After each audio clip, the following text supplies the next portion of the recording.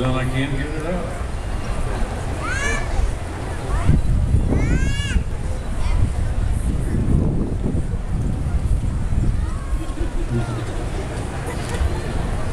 Wow. I'll read the whole message to you.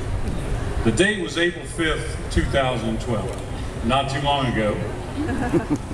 It was thrown from Fripp Island, South Carolina, and drifted this far to Beaufort.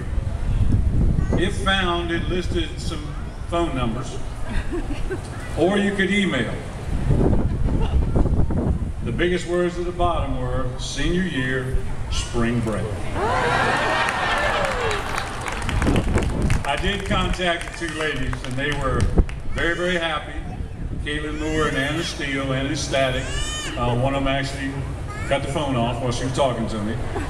But this is what you get when you get a message in a bottle, and this is something unique for Beaufort. Thank you.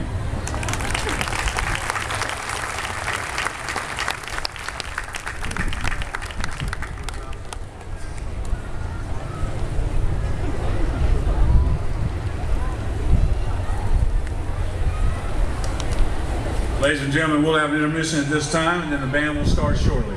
Thank you.